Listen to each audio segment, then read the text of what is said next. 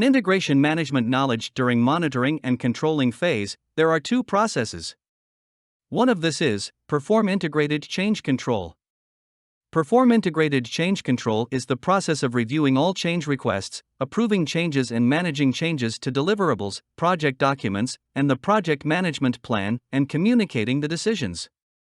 This process reviews all requests for changes to project documents, deliverables, or the project management plan and determines the resolution of the change requests.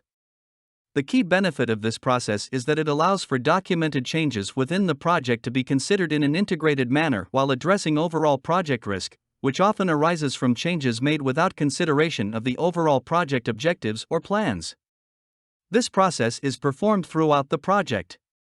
The desired outcome or output of this process are: approved change requests. Project management plan updates any component. Project documents updates change log. But how will we do it? Firstly, we need some inputs of the following: project management plan, change management plan, configuration management plan, scope baseline, schedule baseline, cost baseline. Project documents, basis of estimates, requirements traceability matrix, risk report. Work performance reports.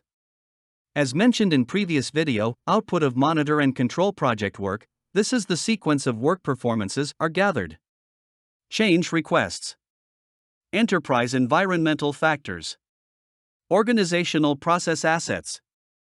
Enabled to process all these inputs to gain the desired outcome, we need the following tools and techniques. Expert judgment. Change control tools. In order to facilitate configuration and change management, manual or automated tools may be used.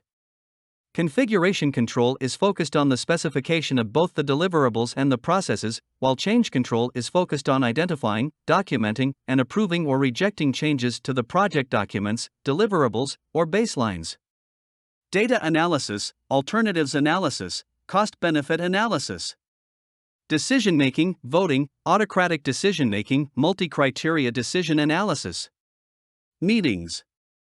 By these combinations, we will be able to perform integrated change control. Great job! Keep moving forward. See you in next videos.